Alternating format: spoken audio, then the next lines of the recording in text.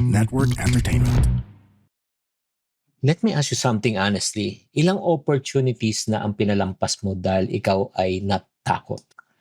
Natakot malugi, natakot na mag-umpisa, natakot na mapahiya, natakot na magkamali.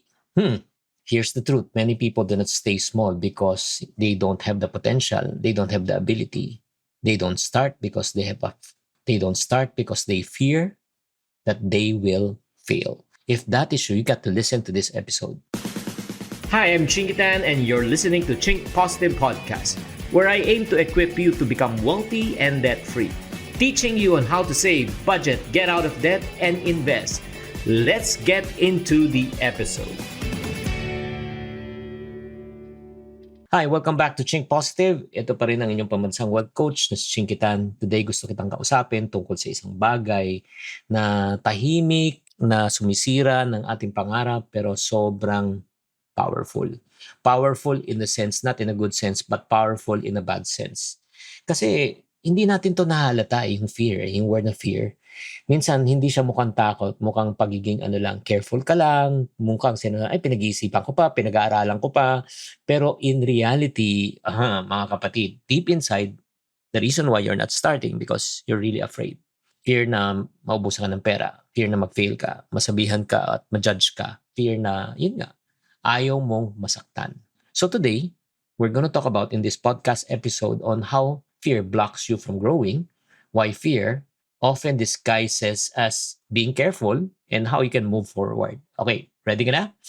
So guys, ito being afraid is normal, but staying afraid is not. Again, being afraid is normal, but staying afraid is not. Lahat tayo, pagka hindi tayo confident, hindi natin alam, di ba? Natatakot talaga tayo na mag-try. But you know what?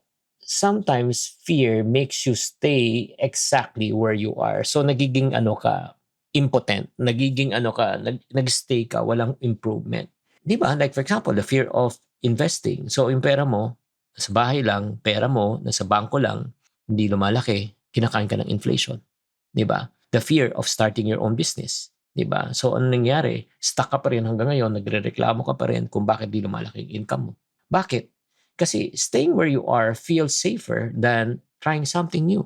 Kahit na ito even if you are uncomfortable with your situation, pero okay na rin kasi at least hindi ako masasaktan, hindi ako mag-fail. Kaya gets nyo? Sounds familiar. And that's a trap. Fear is convincing you that standing still is safer. But in reality is this. Standing still is what's really costing you. Diba? Kung titignan po natin, nagpapanggap po talaga yung fear . Alam mo yung fear talaga napaka-creative. Hindi lang siya lumalabas na talagang obviously natakot ka. Sometimes yung fear, binubulong sa'yo, uy, ayoko mo na mag-invest. Baka naman ma-scam ako. Diba? Hindi pa ako ready mag-business kasi busy ako. Mag-aaral muna ako. Aral ka na ng aral pero hanggang ngayon, wala pa rin nangyari. And again, some caution is healthy. Okay? Walang problema na pag-aralan, maghintay. Pero yun nga, gaano katagal ka na nag-aaral? Gaano ka nakatagal naghihintay? Sometimes we call caution as being safe, but in reality, caution is not being safe anymore, but caution is avoidance. The reality is this, no amount of waiting will remove the risk. Kung natatakot ka sa isang bagay, hindi mo alam, di ko mausap ka sa isang tao na talagang marunong at ginawa na yun. Like for example, may isang tao nakaakyat na ng bundok. Di ba natatakot umakyat sa bundok na yan? Wait, kamusta? Paano mo inakyat yung bundok na yan? Ay, alam mo ba, may elevator paakyat. Oo, sumakay ako ng elevator paakyat ng bundok. Ba't ka maghihirap na umakyat ng bundok kung may elevator pala? Nagigets nyo? Kaya nga, no amount of planning will make you feel 100% ready. Ang kailangan mong gawin is matuto ka, magtanong ka. Diba? So right now, para maka-move on ka na, hindi ka na ma-stuck. I want to teach you right now how you can move even when you're afraid. First, stop waiting to fear fearless. Hindi mawawala ang fear. Maniwala ka. Ang fear mawawala lang kung, natuto ka. Diba? Kung natuto ka lumangoy, hindi ka na matatakot lumangoy. Kung natuto ka mag-bike, hindi ka na matatakot mag-bike. Kung natuto ka mag-drive, hindi ka na matatakot mag-drive. Number 2, start small. Invest the money can afford to lose. Just in case na mawala yan, makaka-recover ka. Ay, kaya ko yan. Makaka-recover ako. Nagigets nyo? So start small. Number 3, test slowly. Do not bet everything. Do not put your eggs in one basket. Di ba? Ang kailangan, kunyari may 100,000 ka, wag 100,000. Invest ka muna 10,000. Just in case magkamali ka, may another 10. Nagkamali ka, another 10. Nagkamali ka, another 10. On the 5th attempt, tumama ka. So alam mo na. Nagigets nyo?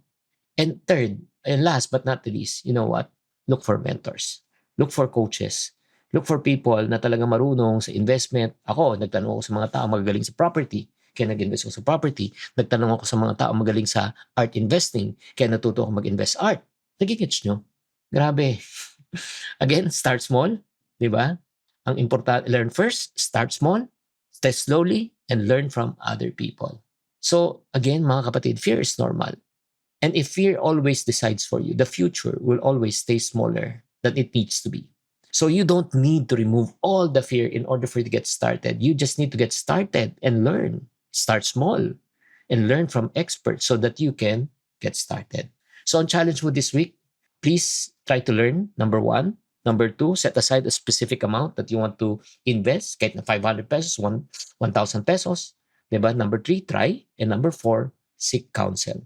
So if you want to ask naman, Chinky, where do I find counsel naman? If you need naman counsel, di ba? I'm here for you. You can message me. Number 1, kung simple ang question. But if you need financial planning, yung talagang financial projection, I want to retire. Okay, like for example, especially if you want to retire and learn investing. I want to coach you because I have a program right now that I want to introduce called Retire at Peace. How to retire at peace. Okay? Or how retire with peace. Okay, kung gusto nyo, DM nyo na lang ako sa aking Instagram and then ask, Chinky, paano ba magpa-coach at magpa-guide sa'yo in order for me to retire at peace? Okay, DM nyo lang ako sa Instagram. Thank you very much for this. And if you like this episode, please make a comment in the, don't forget to subscribe on this channel. This Chinky Tan reminding you, courage is not the absence of fear, but it's moving wisely even when fear is present. Stay brave, stay wise, and stay Chink Positive. The opinions of podcast creators, hosts, and guests are not necessarily reflective of the official stance of the Pod Network Entertainment, its hosts, or other network programs. The content created by the people behind the podcast is personal and not meant to harm any religion, ethnicity, group, organization, company, or individual.